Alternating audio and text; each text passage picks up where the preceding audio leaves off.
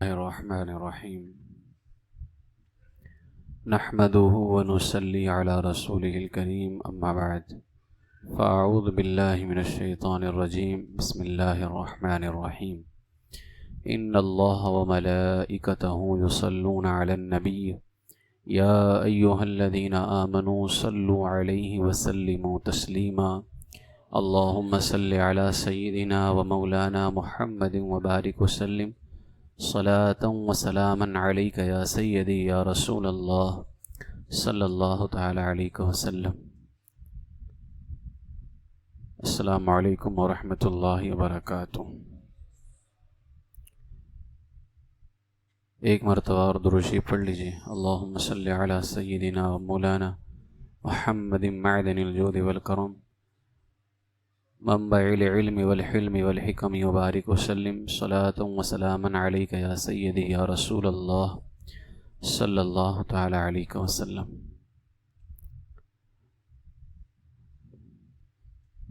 حضور صلی اللہ تعالی علیہ وسلم سے متعلق اس سے پہلے کچھ عقائد آپ کو بتائے گئے تھے، کچھ باتیں اور کچھ عقائد انشاءاللہ تعالی آج درس میں بھی جو ہے آپ کے سامنے بیان کی جائیں گے۔ سب سے پہلے تو یہ پوچھنا چاہوں گا کہ آج کا جو ایگزام تھا وہ کیسا رہا آپ کا؟ پچھلے ہفتہ 5 لیکچر کا ایک ساتھ ہوا تھا تو کچھ لوگوں کی شکایت تھی کہ بھاری پڑ رہا تھا، تو اس بنیاد پر اب ہر ہفتے جو ہے 2 لیکچر کا ایگزام ہوگا۔ آنے والے ہفتے جو ہے تیسرے اور چوتھے سبق کا ایگزام ہوگا، اس لیے کہ فائنل ایگزام فروری میں ہوگا عقائد کے حوالے سے انشاءاللہ تعالی۔ تو اسی طرح تیاری بھی ہو جائے گی تاکہ جتنے بھی اسباق رہیں گے ہم اس کا آسانی کے ساتھ امتحان دے سکتے ہیں، اور اس میں باقاعدہ نمبر ملے گا، نمبر کے ساتھ میں رہے گا، اور پیپر میں تیار نہیں کروں گا، سوالات کوئی اور تیار کرے گا۔ لہٰذا آپ تمام حضرات اچھے طریقے سے تیاری کریں اور ہر ہفتے جو ہے 2 لیکچر کی تیاری کر کے آ کر کے کلاس میں شامل ہوا کریں۔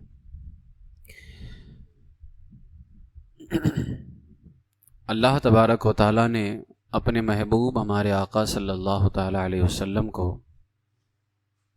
بے شمار خوبیوں سے نوازا، حتیٰ کہ اللہ کریم کے بعد سب سے افضل ذات کس کی ذات ہے؟ ہمارے آقا صلی اللہ تعالی علیہ وسلم کی ذات ہے۔ اللہ تعالیٰ نے انبیاء کرام کو معجزات عطا کیے، سب سے زیادہ معجزہ اللہ تبارک و تعالیٰ نے اپنے محبوب کو عطا فرمایا۔ یہ معجزہ کیا ہے؟ معجزہ کسے کہتے ہیں؟ آپ میں سے کوئی بتا سکتا ہے؟ پہلے پتا ہے معجزہ کس کو کہتے ہیں؟ عام آدمی سے صادر نہ ہو تو اس کی تعریف کرو نا، معجزہ کی تعریف۔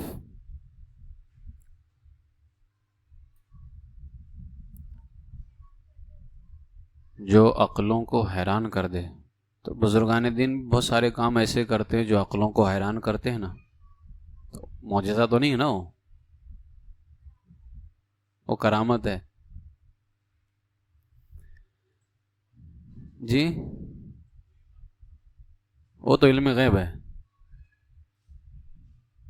سنیے، معجزہ جو ہوتا ہے ایسے عجیب اور غریب کام کو، یہ عجیب اور غریب اس لیے کہا جا رہا ہے کہ ہر انسان اسے کر نہیں سکتا ہے،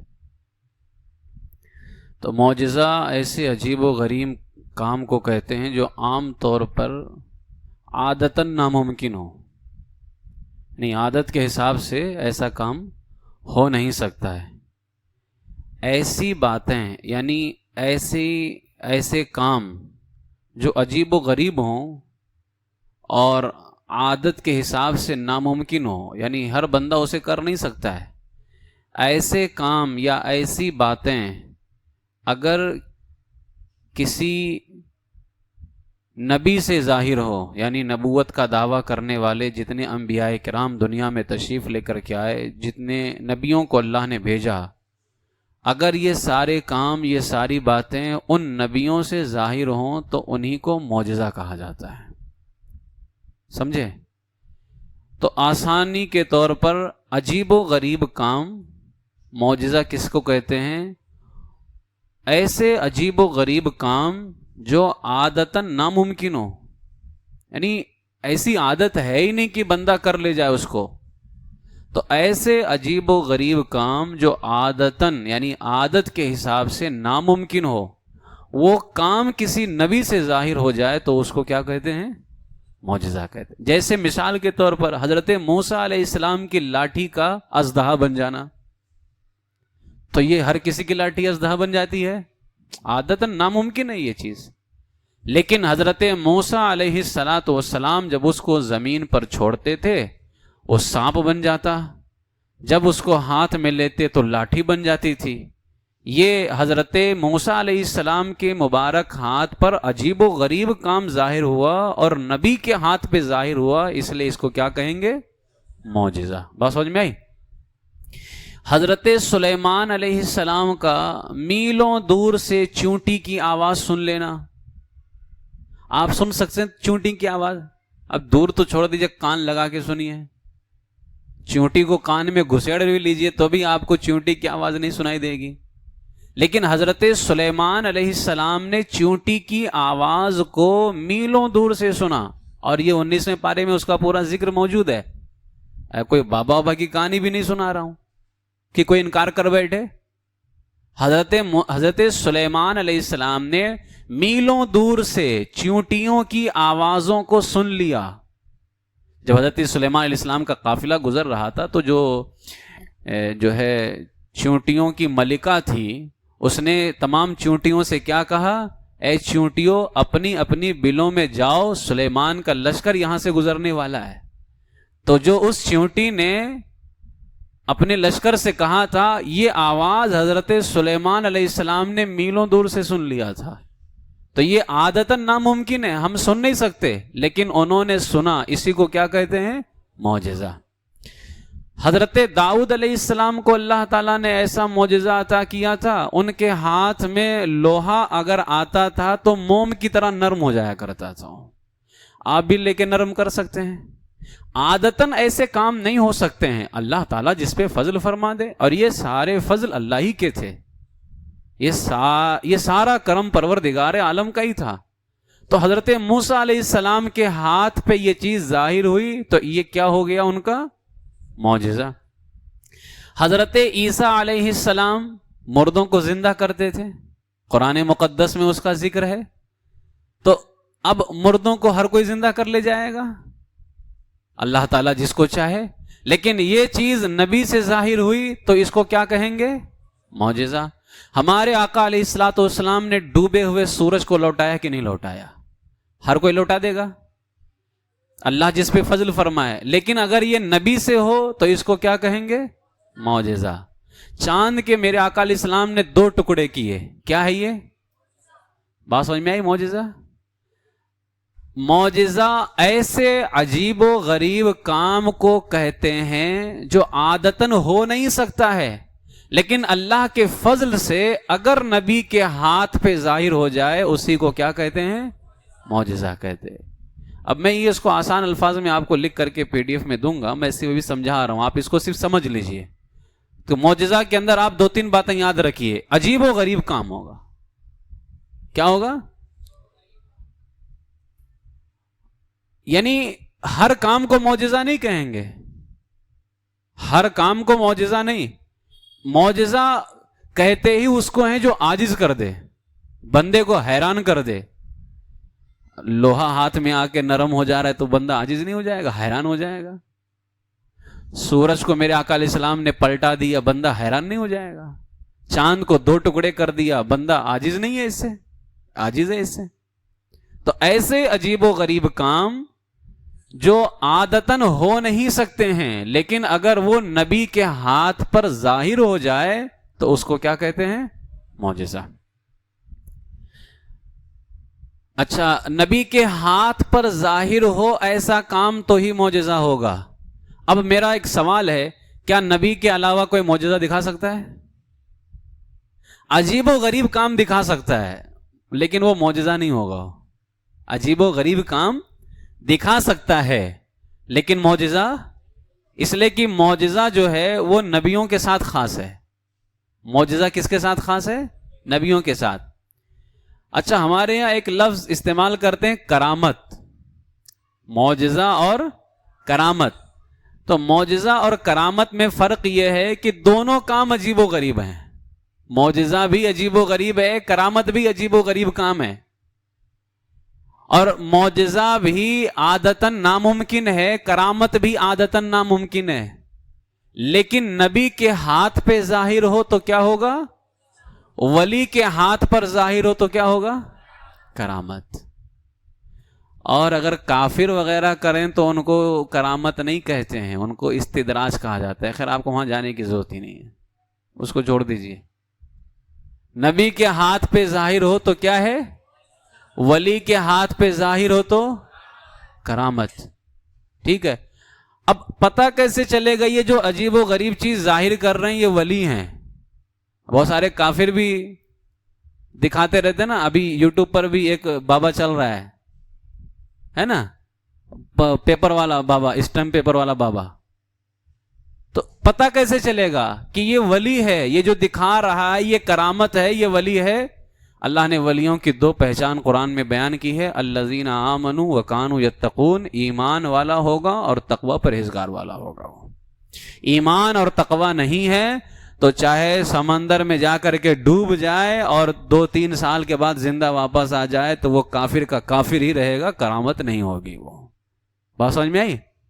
ہاں، ورنہ غریب نواز کے زمانے میں وہ جوگی جے پال تو اوپر ہی اڑ رہا تھا نا آسمان میں، تو یہ بھی تو عجیب و غریب کام ہے، لیکن کیا کرامت ہے؟ وہ کرامت نہیں ہے وہ، اس لیے کہ اگر یہ چیز ایمان اور تقوی کے ساتھ میں ظاہر ہوتی تو اس کو کرامت کہا جاتا تھا، اس لیے کہ کرامت ولیوں سے ظاہر ہوتی ہے، اور ولیوں کی پہچان کیا ہے؟ ایمان اور تقوی۔ تو عجیب و غریب کام جو عادتاً ہوتے نہیں ہیں، اگر نبیوں کے ہاتھ پر ظاہر ہو جائے تو کیا کہیں گے اس کو؟ ولیوں کے ہاتھ پہ ظاہر ہو تو کیا کہیں گے؟ بات سمجھ میں آئی؟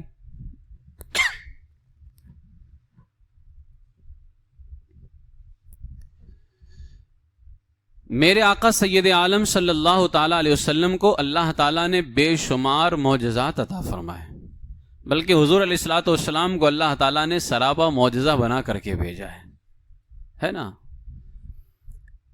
ہمارے آقا علیہ الصلوۃ والسلام کے متعلق ہمارا ایک عقیدہ ہے، حضور نور ہیں، ہے نا، اور بشر بھی ہیں، نور بھی ہیں اور بشر بھی ہیں۔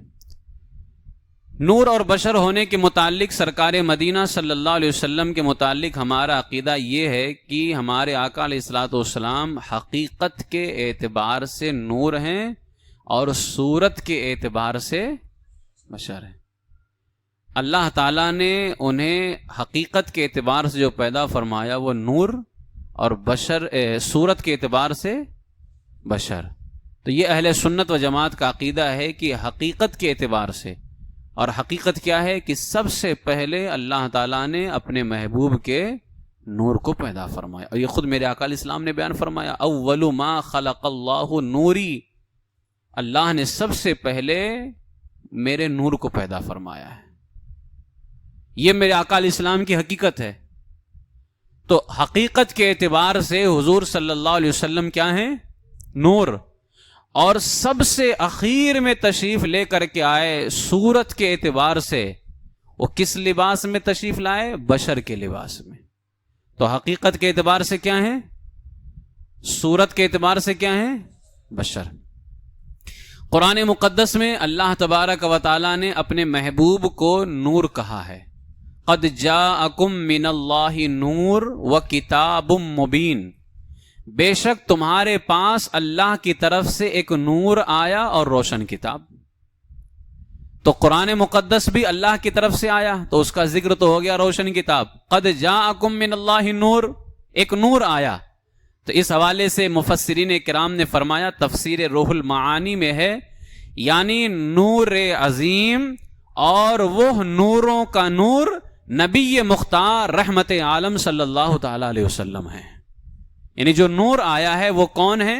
رسول پاک صلی اللہ تعالی علیہ وسلم. کیا کر رہا بیٹھ کے؟ اٹھو وہاں سے ذرا، آنے والے ہفتے سے کلاس میں نہیں آنا.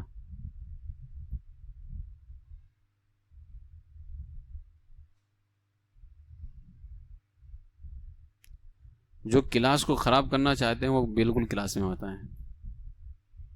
درود شریف پڑھ لیں. اللہم صلی علی سیدنا مولانا محمد وبارک وسلم صلاۃ و سلاما علیک یا رسول اللہ صلی اللہ تعالی علیہ وسلم. تو قرآن مقدس میں جو اللہ نے فرمایا کہ تمہارے پاس ایک نور آیا اور روشن کتاب، نور سے مراد کون ہے؟ حضور صلی اللہ علیہ وسلم. اور روشن کتاب سے مراد کیا ہے؟ قرآن مقدس. فتاوی رضویہ شریف میں بھی ہے کہ علماء فرماتے ہیں یہاں نور سے مراد رحمت عالم صلی اللہ تعالی علیہ وسلم ہے. صحابہ کرام رضی اللہ تعالی عنہم نے حضور علیہ الصلاۃ والسلام کی نورانیت کو کیسے بیان کیا کہ حضور نور ہیں. صحابہ کرام رضی اللہ تعالی عنہم نے اپنے اپنے انداز میں حضور علیہ الصلاۃ والسلام کے نور ہونے کو بیان کیا ہے. ٹھیک ہے. حضرت عبداللہ ابن عباس رضی اللہ تعالی عنہما، جامع صغیر کے اندر یہ روایت ہے، حدیث نمبر 6481 ہے. حضرت عبداللہ ابن عباس رضی اللہ تعالیٰ عنہما نے فرمایا، حضور انور صلی اللہ علیہ وسلم کے سامنے کے مبارک دانتوں میں کشادگی تھی، تھوڑا سا کھلا، اتنا بھی کھلا نہیں کہ جس کو بدصورتی میں شامل کرتے ہیں، اس لیے کہ اللہ تعالیٰ نے اپنے محبوب کو سب سے خوبصورت بنایا ہے. ٹھیک ہے. تو کشادگی تھی. جب میرے آقا علیہ السلام گفتگو فرماتے تھے تو ان میں سے نور دکھائی دیتا تھا. یہ صحابہ کرام نے حضور کی نورانیت کو بیان فرمایا. شیخ الاسلام علامہ عبدالرؤف مناوی رحمۃ اللہ تعالی علیہ اس حدیث کے تحت فرماتے ہیں یہ نور محسوس ہوتا تھا اور میرے آقا صلی اللہ علیہ وسلم کی کل ذات شریفہ یعنی پوری ذات ظاہری اور باطنی طور پر نور تھی، حتیٰ کہ میرے آقا علیہ السلام اپنے صحابہ میں سے جس کو چاہتے تھے اسے نور عطا فرماتے تھے، جس کو چاہتے تھے اسے یہ نور عطا فرماتے تھے. امی جان سیدہ عائشہ صدیقہ رضی اللہ تعالی عنہا ارشاد فرماتی ہیں کہ حضور علیہ الصلاۃ والسلام نور ہیں. خود امی جان ایک مرتبہ جو ہے آپ کچھ سی رہی تھیں اور اچانک جو ہے سوئی گر گئی، اندھیرا تھا، سوئی مل نہیں رہی تھی. رسول پاک علیہ الصلاۃ والسلام تشریف لے کر کے آئے تو آپ کی نورانیت کی برکت سے اجالا ہو گیا اور سوئی مل گئی. وہ یہ صحیح حدیث پاک امی جان عائشہ صدیقہ رضی اللہ تعالیٰ نے اس کو بیان فرمایا. اسی طرح حضرت ابو ہریرہ رضی اللہ تعالیٰ عنہ فرماتے ہیں کہ جب نبی کریم صلی اللہ علیہ وسلم مسکراتے تو در و دیوار پر روشن ہو جایا کرتا تھا، یعنی اتنا عکس آپ کے منہ مبارک سے نکلتا تھا کہ در و دیوار جو سامنے کے ہوتے تھے وہ روشن ہو جایا کرتے تھے. یہ ساری حدیثیں میں اردو میں ہی آپ کو لکھ کر کے دے دوں گا اس میں، تاکہ آپ اس کو یاد کر لیجئے گا صرف. ٹھیک ہے. حدیث نمبر یاد رکھیے گا بس. اور جو آپ کو کسی سے گفتگو نہیں کرنی ہے، مناظرہ آپ کو نہیں کرنا ہونا ہے، آپ کو صرف اپنے ایمان اور عقیدے پہ دھیان دینا ہے. ٹھیک ہے. کوئی ایسی باہر گفتگو ہوتی ہے یا آپ سے بات کرتا ہے تو کبھی بھی، اس لیے کہ عوام کو بحث کبھی نہیں کرنی چاہیے، آپ ان کو سیدھا سیدھا علماء اہل سنت کے پاس لے کر کے آئیے. اور الحمدللہ ان کے اندر اتنی ہمت نہیں کہ وہ علماء اہل سنت سے بات کر لیں. آپ بحث مت کیجئے گا، اس لیے کہ وہ بحث جب کریں گے اور آپ ان کے ساتھ گفتگو کریں گے تو آپ کو کہیں نہ کہیں سے وہ گوشہ نکالتے رہتے ہیں. ٹھیک ہے. ورنہ شیطان بھی شیطانی تو تھا نا. ایک اللہ کے ولی کے پاس میں انتقال کے وقت میں گیا تھا، اللہ کے ولی سے کہا کہ بتاؤ خدا ایک ہے، دلیل کیا ہے؟ تو انہوں نے 360 دلیلیں دی، ہر دلیل رد کر دیتا تھا، یہ بھی نہیں، وہ بھی نہیں، وہ بھی نہیں. تو بہت دور دراز مقام پر بتاؤ اللہ رب العزت کے ایک ہونے کے حوالے سے شیطان ہر دلیل کو رد کر رہا تھا. تو ان کے پیر و مرشد دور دراز مقام پہ بیٹھے تھے، وضو کر رہے تھے، وہیں سے اپنا لوٹا پھینک کر کے مارا اور کہا کہ کہہ دے میں بغیر دلیل کے اللہ کو ایک مانتا ہوں۔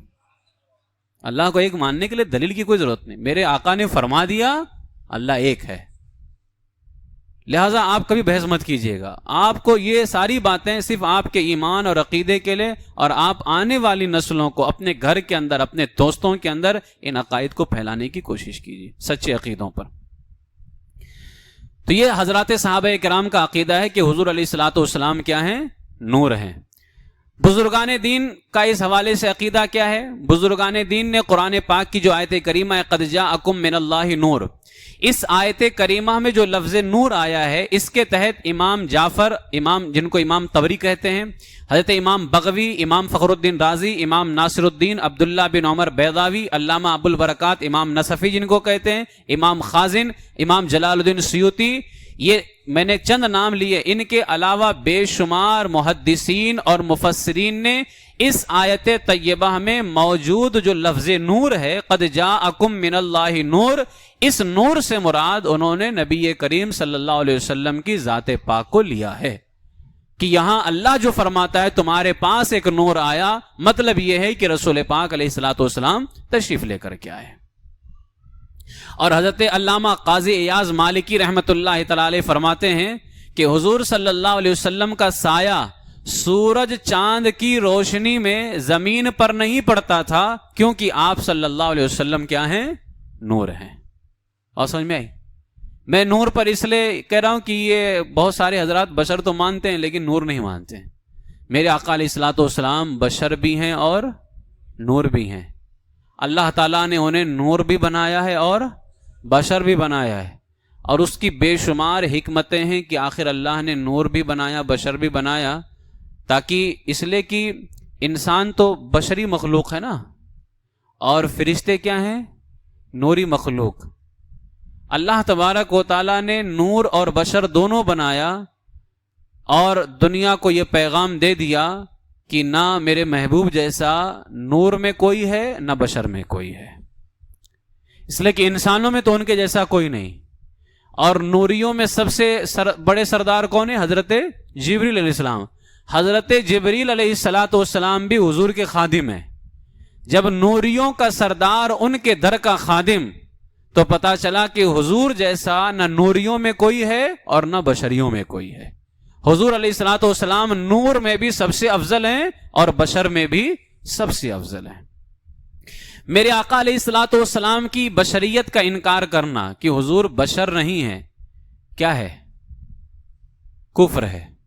حضور کی بشریت کا انکار اگر کوئی کرتا ہے تو کیا ہو جائے گا؟ وہ کافر ہو جائے گا، اس لیے کہ حضور نبی بھی ہیں، اور نبی انسانوں میں ہی ہوتے ہیں۔ پڑھا ہے نا ابھی آپ نے عقیدہ؟ نبی کس میں ہوتے ہیں؟ انسانوں میں ہی ہوتے ہیں۔ اگر کسی نے معاذ اللہ حضور کے بشر ہونے کا انکار کیا تو کس چیز کا انکار لازم آئے گا؟ نبی کا۔ جب بشر نہیں رہیں گے تو نبی رہیں گے؟ اس لیے کہ نبی تو بشر میں ہی ہوتے ہیں نا۔ اگر کسی نے حضور کے بشر ہونے کا انکار کیا تو کیا ہو جائے گا؟ وہ کافر ہو جائے گا، اس لیے کہ بشریت کا انکار، یہ انکار لازم آئے گا کہ معاذ اللہ نبی نہیں ہے، اس لیے کہ نبی بشر میں ہی ہوتے ہیں۔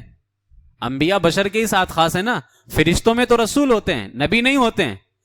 جتنے بھی انبیاء ہوئے سب کے سب نبیوں میں ہوئے۔ اللہ نے خود قرآن میں فرمایا وَمَا أَرْسَلْنَا مِن قَبْلِكَ إِلَّا رِجَالًا، اور ہم نے تم سے پہلے جتنے رسول نبی بھیجے سب مرد ہی تھے، تو سب مرد تھے یعنی انسان تھے۔ اب اگر حضور علیہ الصلوۃ والسلام کے انسان ہونے کا انکار کیا جائے تو کیا لازم آئے گا؟ کہ معاذ اللہ وہ نبی نہیں۔ اس لیے حضور کی بشریت کا انکار کیا ہے؟ کفر ہے۔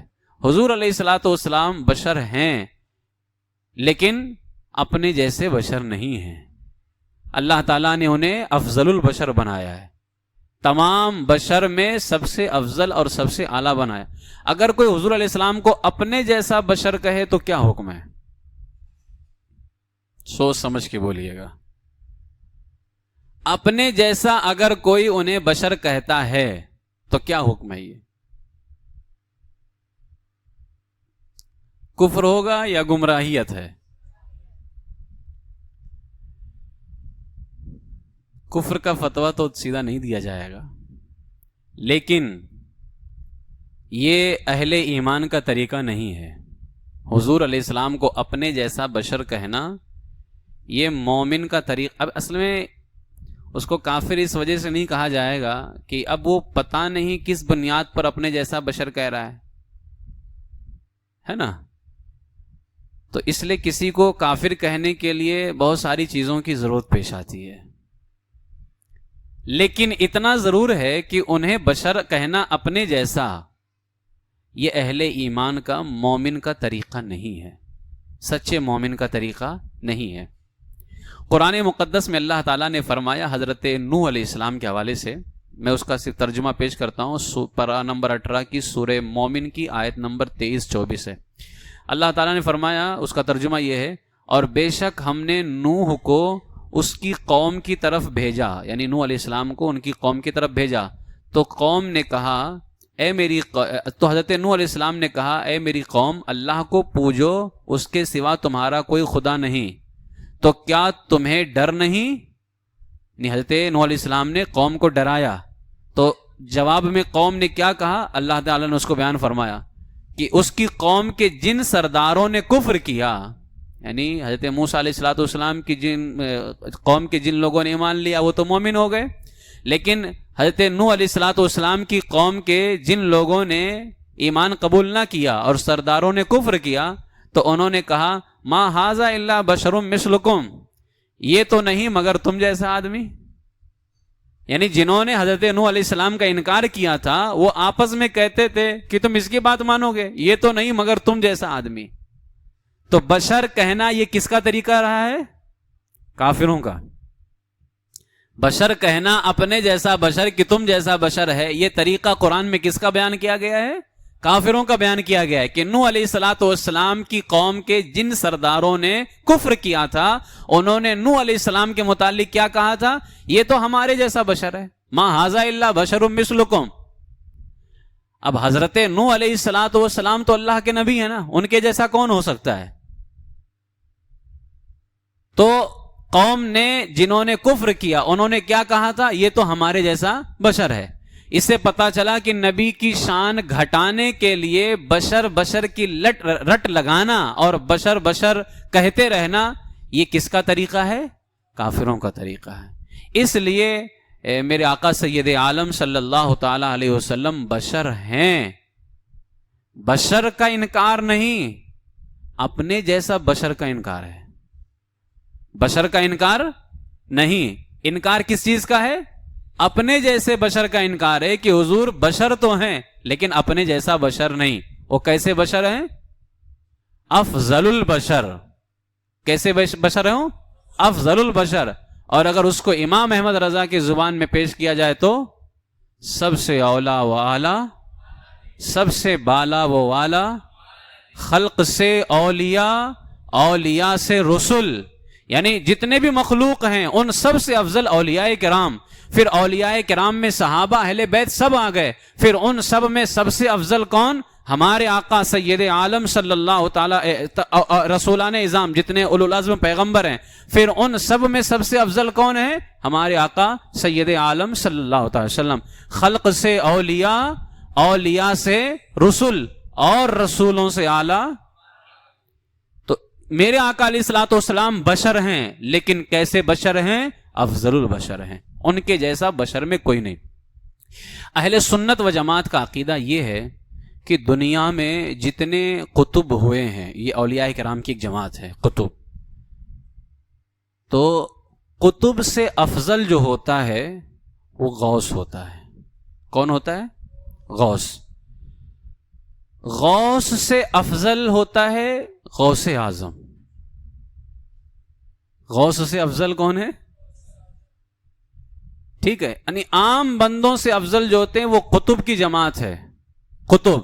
پھر ان سے افضل تمام غوث، پھر ان تمام غوثوں میں سب سے افضل حضرت غوث اعظم رضی اللہ تعالیٰ، ان سے افضل تابعی جنہوں نے صحابہ کا دیدار کیا، اور تابعی سے افضل صحابہ کرام رضی اللہ تعالیٰ عنہم، ان تمام صحابہ میں سب سے افضل کون ہیں؟ وہ صحابہ جو فتح مکہ سے پہلے ایمان لے کر کے آئے، سمجھے؟ اور ان میں سب سے افضل کون ہیں؟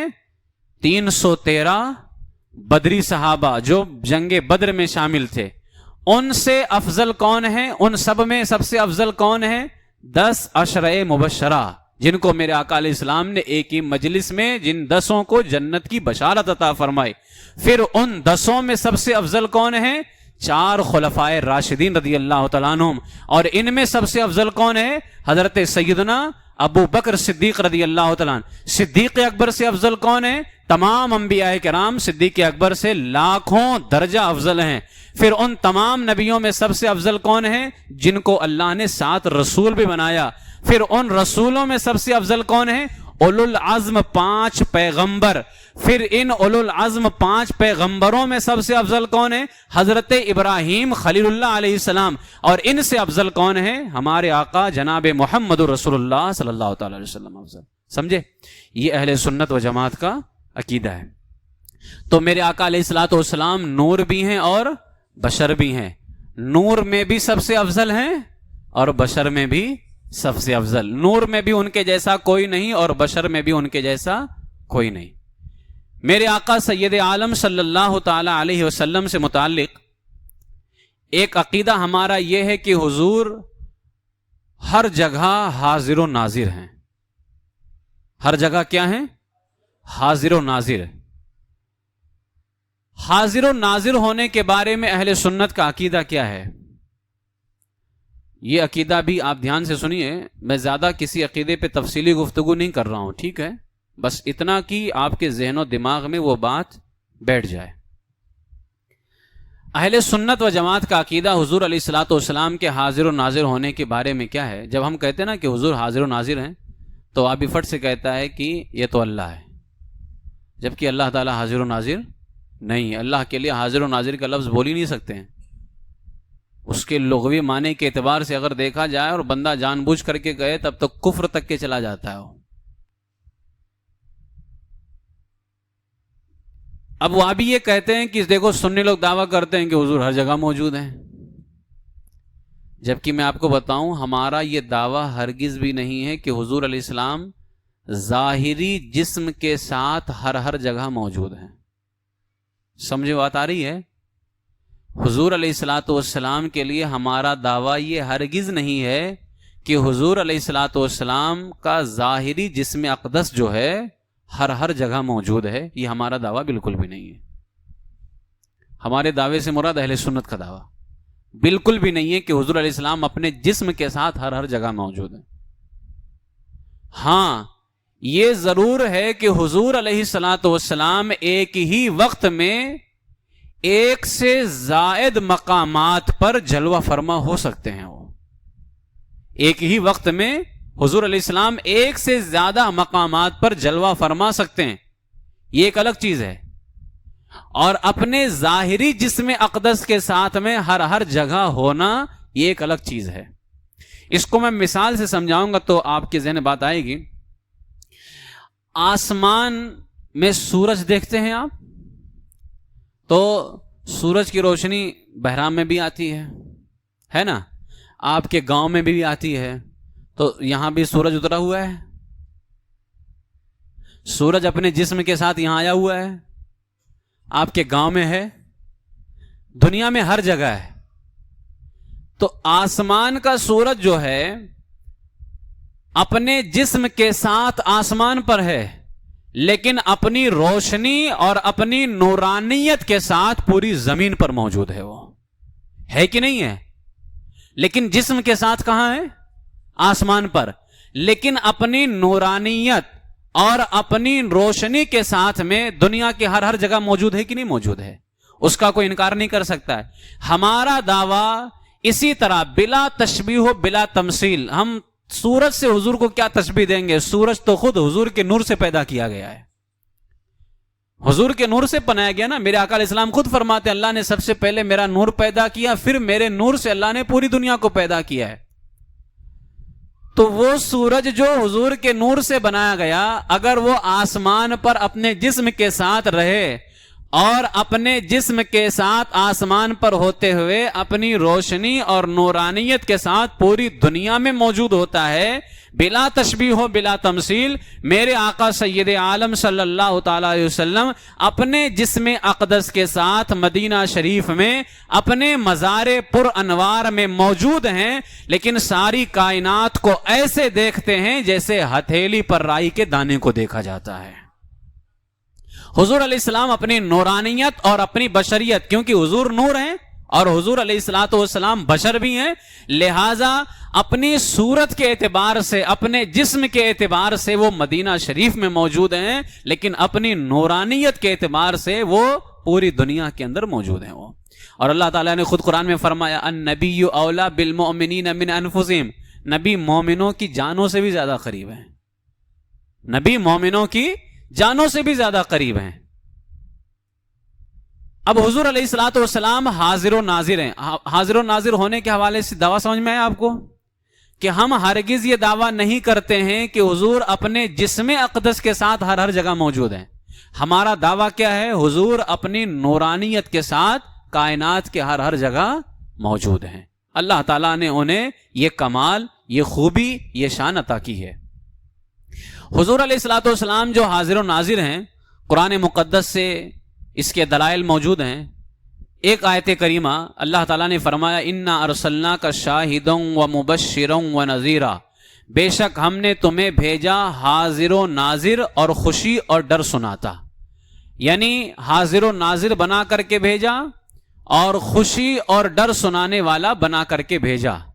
تو اب آپ اندازہ لگائیے، اللہ تعالیٰ نے یہاں فرمایا ہے انا ارسلناک شاہدا، ہم نے تم کو گواہ بنا کر کے بھیجا۔ اعلیٰ حضرت نے اس کا ترجمہ حاضر و ناظر سے فرمایا، گواہ بنا کر کے بھیجا ہے۔ اللہ تعالیٰ کیا فرماتا ہے محبوب سے؟ ہم نے تم کو گواہ بنا کر کے بھیجا ہے۔ گواہ کون ہوتا ہے؟ گواہ کون ہوتا ہے؟ جیسے مثال کے طور پر آپ کے محلے میں کوئی معاملہ پیش آ گیا، اب اس معاملے کی گواہی دینی ہے، گواہی کون دے گا؟ جو حاضر ہوگا اور صرف موجود ہوگا۔ اگر کوئی اندھا وہاں پہ موجود ہے تو موجود ہونے کے ساتھ ساتھ ناظر بھی ہو، دیکھنے والا بھی ہو، حاضر موجود بھی ہو اور ناظر دیکھنے والا بھی ہو۔ اچھا اگر کوئی موجود نہیں ہے، صرف ناظر ہے، مثال کے طور پر ویڈیو کیمرہ چالو، تو آج وہ نکل آیا ہے، کوئی امریکہ میں بیٹھ کر کے اس اتفاق سے اسی ٹائم پہ جو ہے وہ کیمرہ چالو تھا، ویڈیو کالنگ، اور کوئی معاملہ پیش آ گیا، تو بتاؤ کیا اس کو امریکہ سے بلا کر کے گواہی لی جائے گی؟ ناظر تو ہے نا، دیکھ تو رہا تھا نا، بھلے ویڈیو میں دیکھ تو رہا تھا نا، لیکن کیا نہیں ہے؟ حاضر نہیں ہے۔ تو گواہی کے لیے اللہ نے کیا فرمایا؟ ہم نے تم کو گواہ بنا کر کے بھیجا ہے۔ تو گواہ کے لیے ضروری ہے کہ وہ کیا ہو؟ واقعے کے وقت میں حاضر بھی ہو اور ناظر بھی ہو۔ تو اعلیٰ فرماتے اللہ تعالیٰ نے فرمایا محبوب تم کو ہم نے حاضر و ناظر بنا کر کے بھیجا ہے۔ اور حضور علیہ الصلوۃ والسلام قیامت تک کے آنے والے سارے مسلمانوں کے بارے میں کل قیامت کے دن گواہی دیں گے۔ اللہ تعالیٰ نے اس کا بھی ذکر قرآن کے اندر فرمایا۔ لہٰذا اس آیت کریمہ کے حوالے سے علماء فرماتے ہیں کہ اللہ تعالیٰ نے فرمایا اے پیارے حبیب، بے شک ہم نے آپ کو اپنی امت کے اعمال اور احوال کا مشاہدہ فرمانے والا بنا کر کے بھیجا، یعنی آپ اپنی امت کے اعمال کو دیکھ بھی رہے ہیں، مشاہدہ بھی فرما رہے ہیں، تاکہ قیامت کے دن آپ ان کی گواہی دیں۔ قرآن میں اللہ نے فرمایا فَكَيْفَ إِذَا جِئْنَا مِن كُلِّ أُمَّةٍ بِشَهِيدٍ وَجِئْنَا بِكَ عَلَىٰ هَٰؤُلَاءِ شَهِيدًا، کہ قیامت کے دن اللہ تعالیٰ سب سے پہلے حضور کی امت کو بلائے گا گواہی کے لیے، کہ پچھلے انبیاء کرام نے، جب پچھلے انبیاء کرام کی قوم جب ان کا انکار کرے گی اللہ کی بارگاہ میں کہ اے نبی تیرے اس نبی نے ہم تک کے کوئی پیغام نہیں پہنچایا، تو حضور کی امت کو بلایا جائے گا۔ یہ قرآن پاک میں موجود ہے کہ کیا یہ صحیح کہہ رہے ہیں نبیوں نے پیغام نہیں پہنچایا؟ تو حضور کی امت اللہ کی بارگاہ میں کہے گی یار اے میرے مولا یہ سب جھوٹ کہہ رہے ہیں، تیرے نبیوں نے پیغام پہنچایا، تیرے نبیوں نے پیغام پہنچایا۔ اور یہ رسول اللہ کی امت گواہی کیسے دے گی؟ کیا ہم نے دیکھا ہے؟ حضور کے بتانے سے، حضور کے بتانے سے نا، حضور نے تو فرمایا نا، جو کتاب حضور لے کر کے آئے، جو دین لے کر کے آئے، اس قرآن نے ہمیں یہی تو بتایا کہ نبیوں نے پیغام پہنچایا ہے. تو جب وہ قوم جو ہے جھٹلائے گی کہ تم تو سب سے اخیر میں آئے تھے، تو تم گواہی کیسے دے رہے ہو؟ تو اللہ فرماتا وَجِئْنَا بِكَ عَلَىٰ هَٰؤُلَاءِ شَهِيدًا، محبوب اب تجھ کو سب پر گواہی بنا کر کے لے کر کے آئیں گے ہم. جب تیری قوم کو جھٹلایا جائے گا، تیری امت کو جھٹلایا جائے گا، وَجِئْنَا بِكَ عَلَىٰ هَٰؤُلَاءِ شَهِيدًا، پہلے تو تمہاری امت کو بنا کر کے لائیں گے گواہ، لیکن جب تمہاری امت کو جھٹلایا جائے گا اور وہ امتیں کہیں گی کہ تم تو سب سے اخیر میں آئے تھے، پھر گواہی کیسے دے رہے ہو کہ ان نبیوں نے ہم تک پیغام پہنچایا؟ تو اللہ فرماتا ہے محبوب ہم تم کو سب پر گواہ بنا کر کے لائیں گے، جو پہلے آئے ان پر بھی آپ گواہ ہیں، جو آپ کے بعد آئے ان پر بھی آپ گواہ ہیں. اور گواہی کے لیے اللہ کی بارگاہ میں بلایا جائے گا. یہاں عام لوگوں کے یہاں تو رشوت دے کر کے بندہ چل جاتا ہے، اللہ کی بارگاہ میں گواہ بنا کر کے حضور کو پیش کیا جائے گا. اب بتاؤ اللہ کی بارگاہ میں گواہی دینے کے لیے کون جا رہا ہے؟ حضور علیہ الصلوۃ والسلام. اور گواہی بغیر دیکھے اور بغیر حاضر ہوئے کوئی دے سکتا ہے؟ تو اللہ تبارک و تعالیٰ نے خود فرمایا محبوب ہم نے تم کو حاضر و ناظر بنا کر کے بھیجا ہے. تو میرے آقا علیہ الصلوۃ والسلام کے متعلق ہم اہل سنت و جماعت کا عقیدہ کیا ہے؟ حضور علیہ الصلوۃ والسلام حاضر و ناظر ہیں. اس پر بے شمار آیتیں بھی موجود ہیں. میں حدیث پاک پیش کرتا ہوں حضرت عبداللہ ابن عمر رضی اللہ تعالی عنہما سے. اب میں نے پہلے بتا دیا کہ حاضر و ناظر کا مطلب کیا ہے. حاضر و ناظر کا مطلب یہ ہے کہ حضور علیہ الصلوۃ والسلام مدینہ شریف میں رہ کر کے پوری دنیا کو ایسے دیکھ رہے ہیں جیسے ہتھیلی پر رائی کا دانہ دیکھا جاتا ہے. ہمارا دعویٰ یہ ہرگز نہیں ہے کہ حضور اپنے جسم ظاہری جسم اقدس کے ساتھ ہر جگہ موجود ہیں، یہ ہمارا دعویٰ نہیں ہے.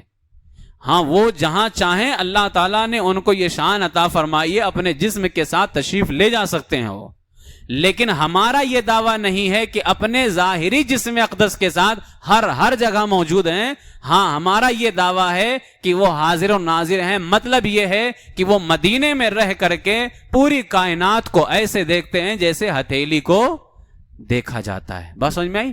اب اس پر حدیث پاک پیش کرتے ہیں. حضرت عبداللہ ابن عمر رضی اللہ تعالی عنہما سے روایت ہے، رسول پاک علیہ السلام فرماتے ہیں ان اللہ رفع لی الدنیا فانا انظر الیہا والی ما هو کائن فیہا الی یوم القیامہ کانما انظر الی کفی ہذہ. بے شک اللہ نے میرے سامنے دنیا اٹھا لی، اللہ نے میرے سامنے دنیا اٹھا لی تو میں دنیا کو دیکھ رہا ہوں، اور دنیا میں قیامت تک جو کچھ ہونے والا ہے میں اسے دیکھ رہا ہوں. کیسے دیکھ رہا ہوں؟ کأنما انظر الی کفی ہذہ، جیسے اپنی اس ہتھیلی کو دیکھ رہا ہوں میں.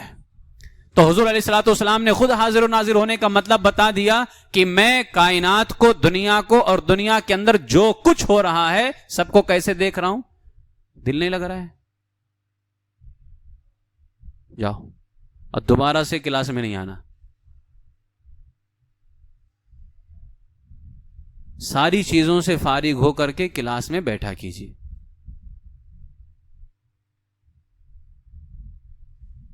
تو حاضر و ناظر ہونے کا مطلب کیا ہے؟ حضور علیہ الصلوۃ والسلام مدینہ شریف میں موجود ہوتے ہوئے پوری کائنات کو کیسے دیکھ رہے ہیں؟ جیسے ہتھیلی کو دیکھ رہے ہیں. خود میرے آقا علیہ الصلوۃ والسلام نے اس کی وضاحت فرمائی. اس کے علاوہ بے شمار احادیث ہیں. میرے آقا علیہ الصلوۃ والسلام نے ارشاد فرمایا، حضرت ثوبان سے مروی ہے کہ حضور نے فرمایا بے شک اللہ نے میرے لیے زمین کو سمیٹ دیا تو میں نے زمین کے مشرق اور مغرب کو دیکھ لیا. مشرق جہاں سے سورج نکلتا ہے، مغرب جہاں سورج ڈوبتا ہے. تو فرماتے میں نے مشرق اور مغرب کو دیکھ لیا. فاروق اعظم رضی اللہ تعالیٰ عنہ فرماتے ہیں، بخاری شریف کے اندر یہ حدیث پاک موجود ہے، مجموع الزوائد کے اندر بھی ہے، کہ حضور نے فرمایا اللہ نے میرے سامنے دنیا پیش فرما دی، میں دنیا اور دنیا میں پیش آنے والے قیامت تک کے واقعات کو اپنی اس ہتھیلی کی طرح دیکھ رہا ہوں. اسی طریقے سے حضرت عقبہ ابن عامر فرماتے ہیں کہ ایک دن حضور شہدائے احد پر نماز پڑھنے کے لیے تشریف لے گئے. جیسے میت پر نماز پڑھی جاتی ہے تو احد کے شہداء پر بھی نماز کے لیے تشریف لے گئے. پھر اس کے بعد نماز پڑھ کر کے ممبر پر جلوہ افروز ہو کر کے فرمایا میں تمہارا پیش رو ہوں اور میں تم پر گواہ ہوں، اور بے شک خدا کی قسم میں اپنے حوض کوثر کو اب بھی دیکھ رہا ہوں. حوض کوثر کہاں ہے؟ جنت میں ہے نا، اور اوپر ہے وہ. فرمایا میں اب بھی اپنے حوض کوثر کو دیکھ رہا ہوں اور مجھے زمین کے خزانوں کی کنجیاں اللہ تبارک و تعالیٰ نے، یا یہ فرمایا کہ زمین کی کنجیاں اللہ تعالیٰ نے مجھے عطا فرما دی ہیں. زمین کے خزانوں کی کنجیاں، چابیاں جس کو کہتے ہیں، اللہ تعالیٰ نے مجھے کیا کر دی ہیں؟ عطا فرما دی. یہ میرے آقا حضور سید عالم صلی اللہ تعالیٰ علیہ وسلم نے خود اپنے حاضر و ناظر ہونے کے متعلق فرمایا. یہی عقیدہ ہمارے بزرگان دین امام جلال الدین سیوطی، امام قسطلانی، شیخ عبدالحق محدث دہلوی، شاہ عبدالعزیز محدث دہلوی، ان تمام بزرگان دین کا یہی عقیدہ رہا کہ حضور صلی اللہ تعالیٰ علیہ وسلم کیا ہیں؟ حاضر و ناظر ہیں. میرے آقا علیہ الصلوۃ والسلام کے متعلق ایک عقیدہ علم غیب کا بھی ہے. علم غیب کے حوالے سے پچھلے درس میں کچھ باتیں ضمناً آ چکی ہیں، ٹھیک ہے، لہٰذا میں اس کو دہرانا نہیں چاہوں گا. علم غیب کے حوالے سے قرآن پاک کے اندر بھی بے شمار آیتیں ہیں اور احادیث مصطفیٰ کے اندر بھی بے شمار آیتیں ہیں، احادیث ہیں جن میں حضور علیہ الصلوۃ والسلام کے علم غیب کا اندازہ ہوتا ہے. خود ایک حدیث پاک ہے، میرے آقا علیہ الصلوۃ امیر المومنین فاروق اعظم فرماتے ہیں کہ ایک دن حضور ہمارے درمیان کھڑے تھے تو آپ نے ہمیں، یہ بخاری شریف کے اندر حدیث پاک ہے، حضور فرماتے ہیں ہمارے درمیان، حضرت عمر فرماتے ہیں کہ حضور ہمارے درمیان کھڑے ہوئے اور کھڑے ہونے کے بعد ہمیں بتانا شروع کیا مخلوق کی پیدائش سے، یعنی جب سے اللہ تعالیٰ نے پیدا کرنا شروع کیا، فرماتے ہیں کہ حضور نے ہمیں بتانا شروع کیا، یہاں تک بتایا کہ جنتی جنت میں اپنی منزلوں پر پہنچ گئے، یعنی کون کون جنت میں داخل ہوا حضور نے یہ بھی بتا دیا، اور جنت میں اس کا ٹھکانہ کیا ہوگا حضور نے یہ بھی بتا دیا، اور یہاں تک کہ بتا دیا جہنم میں کون کون گیا اور جہنم میں اس کا ٹھکانہ کیا رکھا ہے. حضرت عمر فرماتے ہیں کہ حضور نے سب بیان کر دیا، اب جس نے اس بیان کو یاد رکھا اس نے یاد رکھا، جو بھول گیا وہ بھول گیا. لیکن حضور علیہ الصلوۃ والسلام نے کیا کر فرما دیا؟ سب بتا دیا. اس وقت سے لے کر کے مخلوق کی پیدائش سے لے کر کے حضور نے بتانا شروع کیا، اور جنتیوں کے جنت میں داخل ہونے، ان کی منزل، ان کا ٹھکانہ، جہنمیوں کے جہنم میں داخل ہونے اور ان کے ٹھکانے تک کے حضور علیہ الصلوۃ والسلام نے بتا دیا. اور یہ بخاری شریف کے اندر حدیث پاک ہے، سیدنا عمر فاروق رضی اللہ تعالیٰ نے اس کو بیان فرماتے ہیں. اسی طریقے سے سیدنا عبداللہ ابن مسعود رضی اللہ تعالیٰ نے فرماتے ہیں، صلح حدیبیہ میں جو صلح ہوئی تھی حضور علیہ الصلوۃ والسلام کی کافروں کے ساتھ میں، تو صلح حدیبیہ سے واپسی پر ایک جگہ حضور علیہ السلام اور صحابہ کے اونٹ منتشر ہو گئے، بکھر گئے. منتشر مانا بکھر گئے.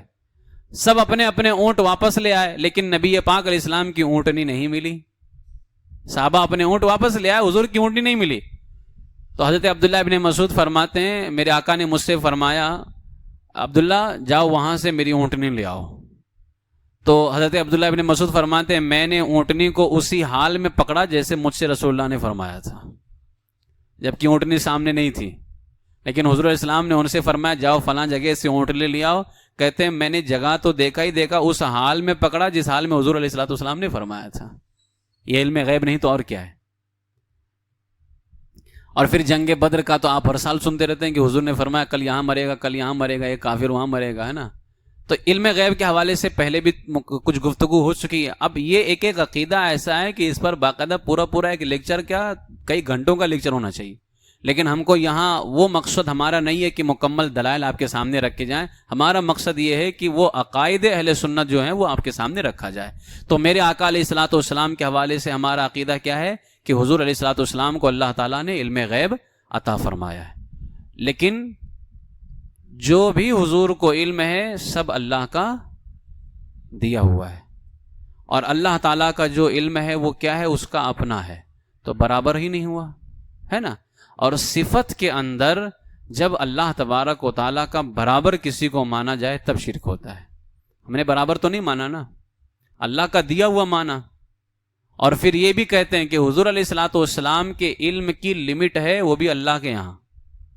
وہ لمٹ کیا ہے کوئی جانتا نہیں ہے سوائے اللہ کے، اور اللہ کے علم کی لمٹ کیا ہے اسے کوئی نہیں جانتا ہے. اسے نہ کوئی نبی، نہ کوئی رسول، نہ کوئی فرشتہ. اللہ کے علم کی حد کیا ہے کوئی نہیں جانتا. حضور علیہ السلام کے علم کی حد ہے لیکن سوائے اللہ کے کوئی نہیں جانتا. بات سمجھ میں فرق ہو گیا نا. جب فرق ہو گیا تو شرک نہیں ہوتا ہے. جہاں فرق نہ ہو وہاں شرک ہوتا ہے، اور جہاں فرق ہو جائے وہاں شرک نہیں ہوتا ہے. ٹھیک ہے، جو بہت سارے جن کو شرک کی بیماری لگی ہوئی ہے، تو یہ فرق ہے الحمدللہ ہمارے کہ سب کچھ اللہ رب العزت کا عطا کیا ہوا ہے. تو علم غیب کے حوالے سے عقیدہ آپ کو سمجھ میں آیا کہ حضور علیہ السلام کو اللہ نے علم غیب عطا فرمایا، لیکن جتنا بھی علم ہے سب اللہ کا کیا ہے، وہ دیا ہوا ہے. میرے آقا علیہ الصلوۃ والسلام کے حوالے سے ایک عقیدہ جو ہے وہ شفاعت کا ہے. شفاعت کا معنی کیا ہوتا ہے؟ شفاعت کا لغوی معنی ہوتا ہے وسیلہ، ذریعہ بنانا، اور شرعی معنی ہوتا ہے غیر کے لیے، یعنی اپنے علاوہ کسی کے لیے بھلائی مانگنا. اس کو شفاعت کہتے ہیں. جیسے حضور علیہ الصلوۃ والسلام ہم گنہگاروں کے لیے اللہ کی بارگاہ میں بھلائی مانگیں گے کہ اے اللہ میری امت کو بخش دے، اسی کو کیا کہیں گے؟ شفاعت. شفاعت کی تعریف سمجھ میں آئی آپ کو؟ لغت میں کیا کہیں گے؟ وسیلہ. لغت میں کیا کہیں گے؟ وسیلہ.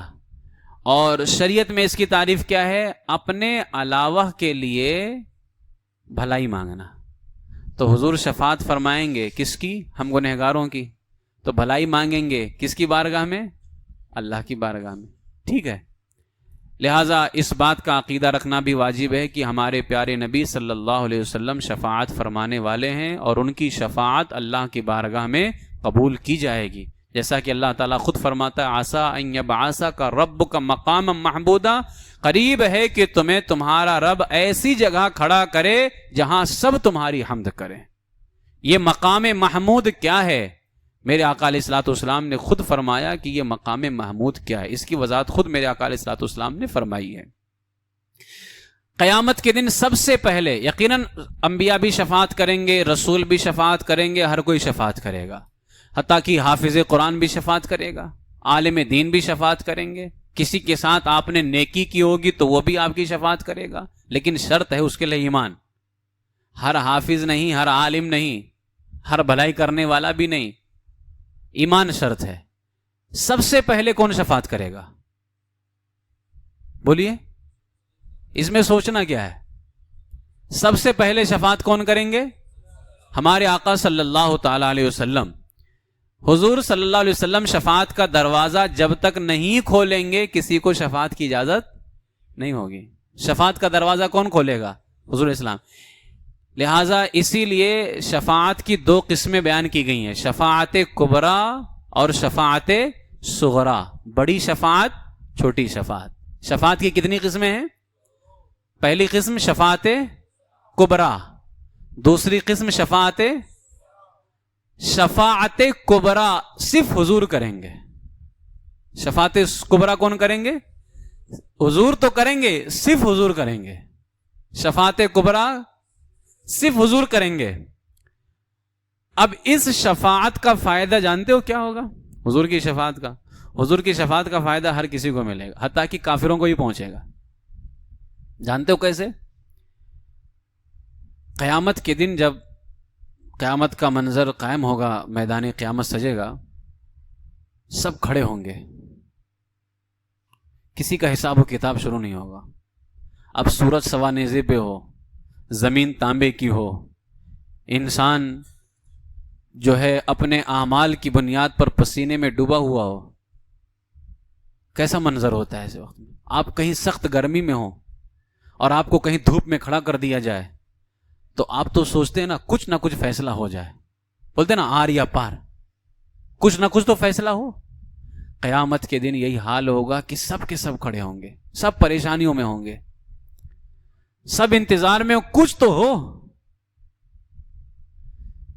جب میرے آقا علیہ السلام شفاعت کا دروازہ کھولیں گے تو اس کا فائدہ کافروں کو یہ پہنچے گا کہ حضور کی اس شفاعت کی برکت سے سب کا حساب کتاب شروع ہو جائے گا.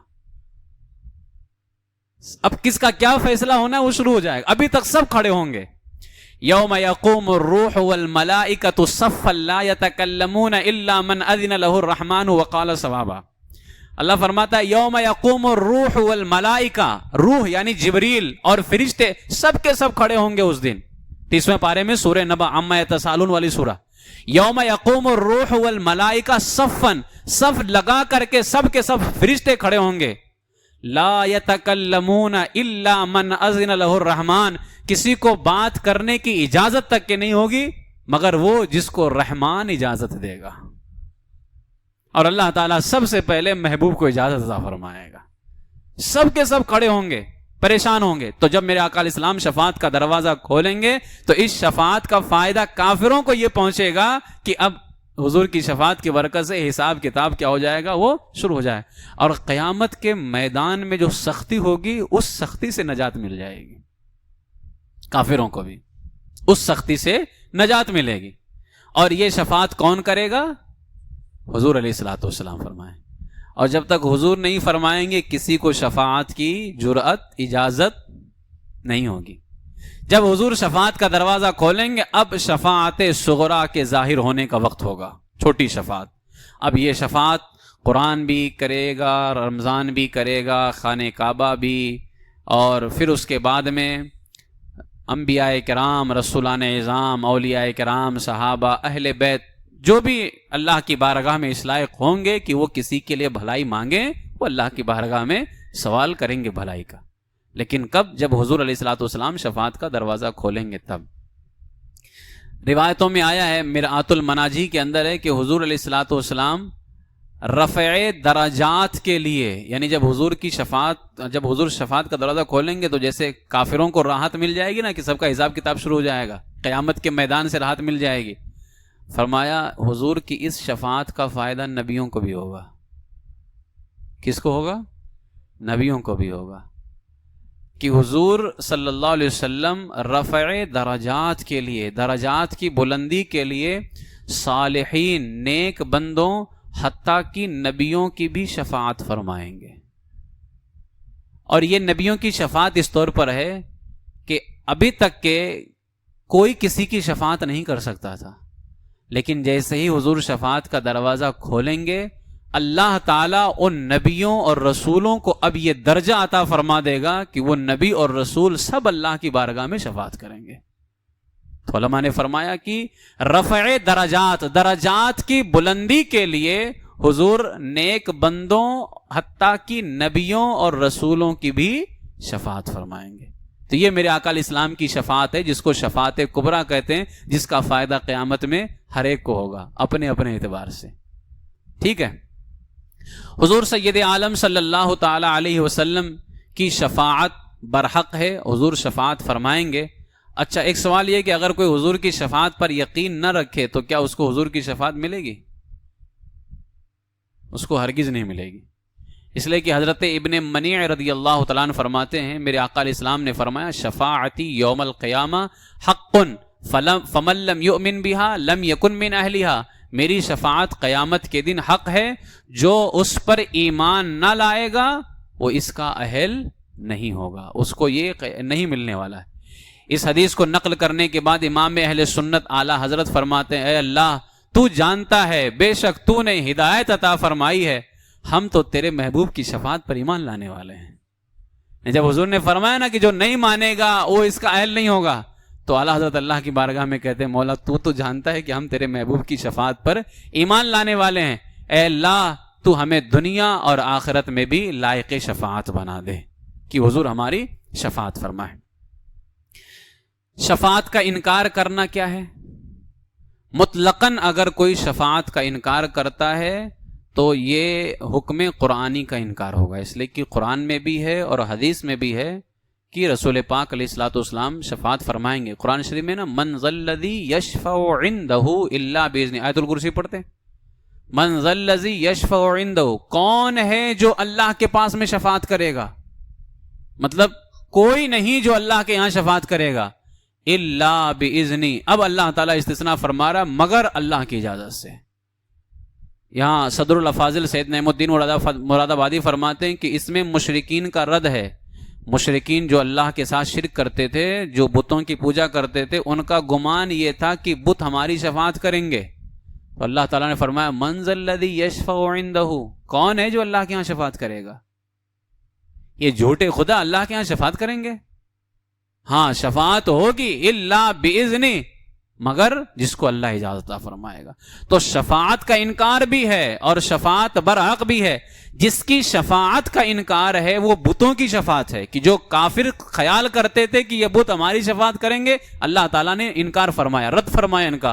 لیکن جو شفاعت حق ہے وہ اللہ کی اجازت سے ہمارے آقا صلی اللہ علیہ وسلم، انبیاء کرام، صالحین اعظام، اور جس کو اللہ تعالیٰ شفاعت کی اجازت عطا فرمائے گا یہ سب کے سب شفاعت کریں گے۔ اس لیے اگر کوئی مطلقاً شفاعت کا انکار کرتا ہے تو وہ کیا ہو جائے گا؟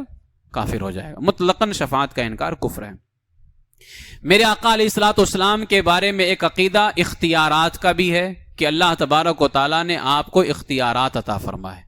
اللہ تعالیٰ نے آپ کو مختار کل بنایا ہے، ہر چیز کا اختیار عطا فرمایا ہے، اور اس پر بھی قرآن پاک کی آیتیں اور اس کے علاوہ بے شمار احادیث کریمہ موجود ہیں۔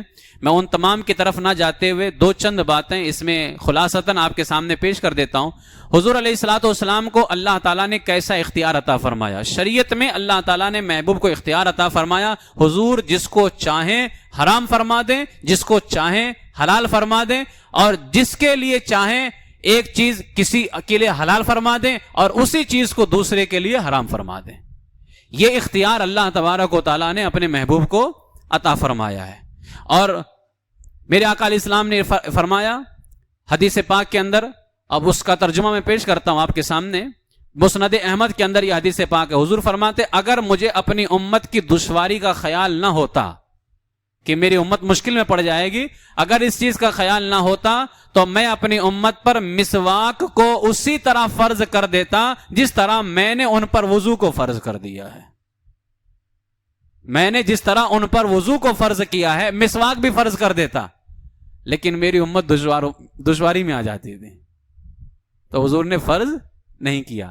اسے کتنا بڑا پاور ہے، اگر چاہتے تو فرض کر دیتے۔ وضو کے بغیر آپ کی نماز ہوگی آج؟ اگر فرض کر دے تو مسواک کے بغیر نماز ہوتی؟ کتنا بڑا اختیار تھا میرے آقا علیہ الصلوۃ والسلام کو۔ فرمایا اگر میں چاہتا تو اسی طرح سے فرض کر دیتا جیسے وضو کو فرض ہے، لیکن میری امت مشکل میں پڑ جاتی۔ کتنا یہاں حضور کی رحمت کا بھی پتہ چل رہا ہے اور حضور کے اختیار کا بھی پتہ چل رہا ہے کہ حضور سے بڑا ہم پہ مہربان بھی کوئی نہیں ہے اور ان سے زیادہ کسی کے پاس اختیار بھی نہیں ہے۔ اسی طرح میرے آقا علیہ السلام نے فرمایا اگر مجھے اپنی امت کی مشقت کا خیال نہ ہوتا، تکلیف کا خیال نہ ہوتا، تو اصل میں مسئلہ کیا ہے، عشاء کی نماز کا وقت جو ہے کافی لمبا ٹائم رہتا ہے نا، تو بہتر یہ ہے کہ عشاء کو آخر وقت میں ادا کیا جائے، تہائی یا آدھی رات تک کے اس کو مؤخر اخیر میں پڑھنے کا حکم ہے، بہتر یہ۔ میرے آقا فرماتے ہیں اگر مجھے اپنی امت کی مشقت کا خیال نہ ہوتا، تکلیف میں پڑ جانے کا، تو میں عشاء کی نماز کو تہائی یا آدھی رات تک مؤخر کرنے کا حکم دے دیتا۔ اب میری امت کو جب میں یہ لازم کر دیتا تو اب وہ عشاء کا وقت شروع ہوتے عشاء نہیں پڑھ سکتی تھی، اب اس کو آدھی رات تک کے مؤخر کرتی۔ اب بتائیے اگر آدھی رات تک حضور اس کو فرض فرما دیتے آپ پڑھ سکتے تھے؟ لیکن میرے آقا علیہ الصلوۃ والسلام نے فرمایا نہیں، میری امت کی مشقت کا خیال ہے مجھ کو کہ تکلیف میں پڑ جائے گی۔ اسی طرح حضور نے فرمایا اگر بوڑھوں کی کمزوری اور مریضوں کی بیماری کا خیال نہ ہوتا تو میں عشاء کی نماز کو آدھی رات تک کے مؤخر کر دیتا، لیکن بوڑھوں کا خیال تھا اور بیماروں کی بیماری کا خیال تھا۔ تو یہ پاور ہے کہ عشاء کی نماز کو کب چاہیں فرض فرما دیں۔ حضرت براء ابن عازب سے روایت ہے، وہ فرماتے ہیں کہ حضرت ابو بردہ نے نماز عید سے پہلے ہی قربانی کر لی۔ اگر نماز عید سے پہلے کوئی قربانی کر لے اس کی قربانی ہوگی؟ نماز عید سے پہلے قربانی نہیں ہوتی نا۔ حضرت ابو بردہ نے قربانی کر لی، میرے آقا نے فرمایا اس کے بدلے دوسری قربانی کر لو، اس کے بدلے دوسری قربانی کرو۔ وہ قربانی نہیں ہوئی تو انہوں نے عرض کیا یا رسول اللہ اب تو میرے پاس 6 مہینے کا بکری کا بچہ ہے، بس 6 مہینے کا بکری کا بچہ ہے، جو کہ 1 سال کی بکری سے بہتر کیسے ہو سکتا ہے؟ 6 مہینے کا بچہ ہے اور ضروری کیا ہے 1 سال کا ہونا چاہیے نا، اور ان کے پاس میں کتنے مہینے کا تھا؟ 6 مہینے کا تھا۔ تو انہوں نے کہا یا رسول اللہ میں دوسری قربانی کیسے کروں، میرے پاس میں تو ایک ہی بکری کا بچہ ہے اور وہ بھی 6 مہینے کا ہے۔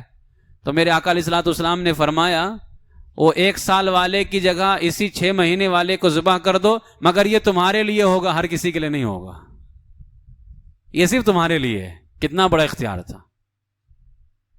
1 سال میں اگر 1 دن بھی کم ہے تو قربانی نہیں ہوگی، لیکن حضور نے کیا فرمایا تم کر دو، تمہاری طرف سے کافی ہے، کسی اور کے لیے جائز نہیں ہے۔ تو ان کے لیے جائز کر دیا، باقی سب کے لیے ناجائز ہی رہا ہو. تو اتنا اختیار اللہ تعالیٰ نے عطا فرمایا. حضور علیہ الصلوۃ والسلام نے حضرت سراقہ کو کیا فرمایا تھا؟ سونے کا کنگن. سونا مرد کے لیے حرام ہے کہ نہیں حرام ہے؟ لیکن حضرت سراقہ کے لیے حضور نے کیا فرمایا؟ اے سراقہ، میں تمہارے ہاتھ میں کسرا کے کنگن دیکھ رہا ہوں، وہ بھی سونے کا کنگن. سیدنا فاروق اعظم کے زمانے میں کسرا فتح ہوا. حضرت فاروق اعظم کے پاس میں جب وہ مال غنیمت آیا تو اس میں سونے کا کنگن تھا. حضرت فاروق اعظم نے حضرت سراقہ کو بلایا اور کہا یہ کنگن پہنیے. حضرت سراقہ نے اس کو پہنا اور اس کے بعد میں اتار دیا. کہا یہ مرد کے لیے تو حرام ہے لیکن حضور نے میرے لیے جائز کیا تھا اس کو. پھر دوبارہ نہیں پہنا. لیکن اب مرد کے لیے ایک لمحے کے لیے بھی پہننا اس کو حرام ہے، لیکن سراقہ کے لیے حضور علیہ الصلوۃ والسلام نے اس کو جائز کر دیا تھا. تو ایک ہی چیز اور کے لیے حرام ہے لیکن اسی کو دوسرے کے لیے حرام فرما دیا. ایک ہی چیز دوسرے کے لیے حرام ہے لیکن اس کو کسی کے لیے حلال فرما دیا ہے. یہ اختیار اللہ تعالیٰ نے کس کو عطا فرمایا؟ رسول پاک سید عالم صلی اللہ تعالی علیہ وسلم کو عطا فرمایا. اسی لیے سرکار مفتی اعظم فرماتے ہیں جو چاہیں گے جسے چاہیں گے یہ اسے دیں گے، کریم ہیں یہ خزانے لٹانے آئے ہیں. جو چاہیں گے جسے چاہیں گے یہ اسے دیں گے، کریم ہیں یہ خزانے لٹانے آئے ہیں. انہیں خدا نے کیا اپنے ملک کا مالک، انہی کے قبضے میں رب کے خزانے آئے ہیں. سنو گے نا لا زبان کریم سے نوری، سنو گے لا نہ زبان کریم سے، یعنی لا کا مطلب کیا ہوتا ہے؟ نہیں. مفتی اعظم فرماتے ہیں سنو گے لا نہ زبان کریم سے، یعنی ان کی زبان سے کبھی لا نہیں سنو گے. سنو گے لا نہ زبان کریم سے نوری، یہ فیض و جود کے دریا بہانے آئے ہیں. تو میرے آقا علیہ الصلوۃ والسلام کو اللہ تعالیٰ نے اختیار عطا فرمایا.